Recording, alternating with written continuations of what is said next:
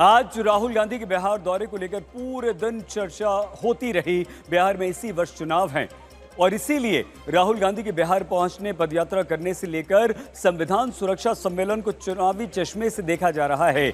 अब सवाल उठ रहे हैं कि जिस बिहार में बिना बैसाखी के कांग्रेस का कोई बड़ा जनाधार नहीं, उसी बिहार में राहुल को अचानक इतनी उम्मीद क्यों दिख रही है, क्यों दिखाई दे रही है? क्या बिहार में राहुल गांधी को कांग्रेस की वापसी कराने की संजीवनी मिल गई है? क्या राहुल गांधी को लगने लगा है या लगता है कि उत्तर प्रदेश और बिहार में कांग्रेस की वापसी संभव है? आखिर बिहार में राहुल गांधी के लिए अवसर और चुनौती दोनों एक साथ क्यों दस्तक दे रहे हैं? आइए हम आपको दिखाते हैं। क्या इस तस्वीर को आप पहचानते हैं? सवाल बड़ा है क्योंकि ये जगन्नाथ मिश्रा बिहार में कांग्रेस के आखिरी मुख्यमंत्री थे। 1990 में बिहार की राजनीति में लालू के उत्थान के साथ साथ कांग्रेस का प्रस्थान शुरू हो गया। कांग्रेस पार्टी की त्रासदी यही है कि पार्टी जगन्नाथ मिश्रा को आखिरी दिनों तक अपने साथ नहीं रख सकी। पूरे 34 साल गुजर गए, लेकिन बिहार में दोबारा कांग्रेस अकेले दम पर सत्ता में नहीं लौटी। आज बिहार में कांग्रेस है, लेकिन सहयोगी दलों के सहयोग के बिना सियासी वजूद बचाए रखने की लड़ाई लड़ना भी मुश्किल होगा। लेकिन इसी बिहार में राहुल गांधी अचानक फुल एक्टिव हो गए। बीते कुछ वक्त में वो बिहार का लगातार दौरा कर रहे हैं। आज कांग्रेस नेता कन्हैया कुमार की पदयात्रा में शामिल हुए, तो वहीं पटना में संविधान सुरक्षा सम्मेलन में हिस्सा लेने पहुंचे। राहुल गांधी के बिहार दौरे की टाइमिंग को देखें तो उन्हें बिहार में बड़ा सियासी मौका नजर आ रहा है। ये मौका है दलित, पिछड़े और मुस्लिम वोटों को अपने पाले में लाने का। मैंने नरेंद्र मोदी जी को लोकसभा में सामने बोला, ये जो फेक दीवार बना रखी है 50% रिजर्वेशन की, इसको अगर आप नहीं तोड़ोगे तो हम इसको तोड़ के गिरा के फेंक देंगे। इस देश के दलितों को, पिछड़ों को, ईबीसी, ओबीसी, अति दलित, आदिवासी, गरीब जनरल कास्ट के लोगों को पता लगना चाहिए कि इस देश की सच्चाई क्या है। 5% लोग इस पूरे के पूरे देश को चला रहे हैं।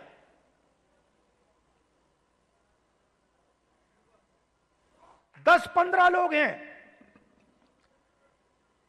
जिन्होंने पूरे के पूरे कॉर्पोरेट इंडिया को पकड़ रखा है। राहुल गांधी ने बिहार में आरक्षण का मुद्दा उठाया।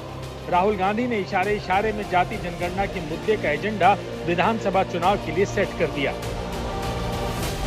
यानी जाति जनगणना के बहाने राहुल गांधी पिछड़ी जाति को अपने पाले में लाना चाहते हैं। 50% आरक्षण की लक्ष्मण रेखा को मिटाने की बात कहकर दलितों का भरोसा जीतना चाहते हैं, तो वहीं वक्फ संशोधन कानून को लेकर नाराज मुस्लिम समाज को जोड़ने का मौका उन्हें नजर आ रहा है। सरल शब्दों में समझें तो राहुल गांधी ने दलित 19.65% और मुस्लिम 17.7% आबादी का भरोसा जीतने का दांव चल दिया है। उसी की तमन्ना अब हमारे दिल में है, देखना है जोर कितना बाजुए का दिल में है कि हम लड़ेंगे, जोर शोर से लड़ेंगे, छाती ठोक के लड़ेंगे, कफन बांध के लड़ेंगे। राहुल गांधी के बिहार में एक्टिव होते ही सियासी कमेंट्री शुरू हो गई। कांग्रेस पार्टी बिहार में किसके बैसाखी पर है, ये बोलने का बीजेपी को कोई नैतिक बल नहीं है। बीजेपी तो खुद ही अचेत अवस्था में पहुंच गए। आदरणीय मुख्यमंत्री नीतीश कुमार जी के बैसाखी पर बिहार में राजनीति करती है। हैसियत नहीं है कि बीजेपी अपना मुख्यमंत्री बता सके कौन मुख्यमंत्री होगा बीजेपी का। जो खुद ही बैसाखी पर है वो दूसरे पर क्या सवाल खड़े कर रही है। भारतीय जनता पार्टी श्री राहुल गांधी जी, श्री तेजस्वी यादव जी की जोड़ी से घबराई हुई है। पहले अपना पलायन तो बचा लें कि कभी यूपी से केरल, केरल से यूपी, बिहार में उनके आने से कोई असर नहीं पड़ने वाला है। तो क्या देखना जाएंगे? आए, घूमे, जाएं, नौटंकी करें, भ्रम फैलाएं। उनको भगवा रंग से नफरत है, इसीलिए वो सफेद रंग चुने हैं।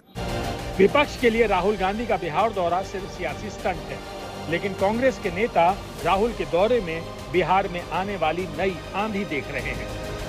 फैशनेबल यात्रा कर रहे हैं तो आने दीजिए, यात्रा करने दीजिए। फैशनेबल यात्रा करने के वो लोग यात्रा से, संविधान से लेके घूम रहे हैं। आजकल नया फैशन में संविधान का किताब लेके घूम रहे हैं। पूरा परिवार उनका पूरा परिवार का इतिहास रहा है संविधान की धज्जी उड़ाने का। अब संविधान लेके घूम रहे हैं, पद यात्रा कर रहे हैं, रोजगार की बात कर रहे हैं। रोजगार की परिभाषा नहीं मालूम है।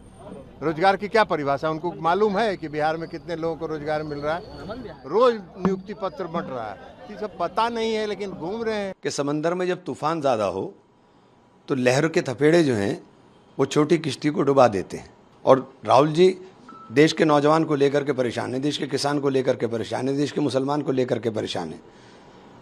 राहुल गांधी नेता विपक्ष हैं तो राहुल जी अपनी जिम्मेदारी को बखूबी निभाने का काम कर रहे हैं। बिहार में चुनाव अभी कुछ महीने दूर है। ये भी साफ हो चुका है कि बिहार की लड़ाई एनडीए बनाम इंडिया गठबंधन होगी। लेकिन राहुल गांधी ने पटना की धरती से ऐलान किया है कि असल में ये लड़ाई क्यों और किसके बीच लड़ी जानी है। सवाल पूछा कि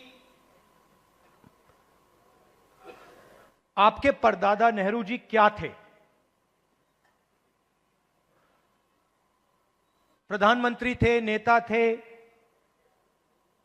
स्वतंत्रता के लिए लड़े थे। आपके मुताबिक आपके परदादा क्या थे और आप उनसे क्या सीखे? कमरे में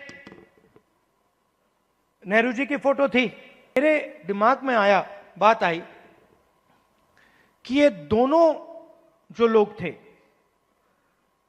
जवाहरलाल नेहरू और महात्मा गांधी, ये दोनों सच्चाई से मोहब्बत करते थे। अगर राहुल गांधी बिहार में अपनी पार्टी के लिए अवसर देख रहे हैं तो उनके सामने चुनौतियों का अंबार भी है। अगर संविधान बचाने, जाति जनगणना और वक्फ कानून को लेकर राहुल गांधी के पास अवसर है तो दूसरी तरफ पार्टी के अंदर गुटबाजी से निपटना सबसे बड़ी चुनौती है।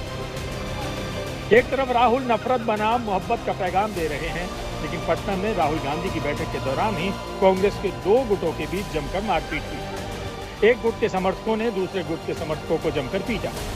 पार्टी के अंदर यही अनुशासनहीनता कांग्रेस के लिए सबसे बड़ा सिरदर्द है। सवाल यही है कि बिहार में पार्टी के अंदर गुटबाजी से कांग्रेस को राहुल गांधी बाहर कैसे निकालेंगे?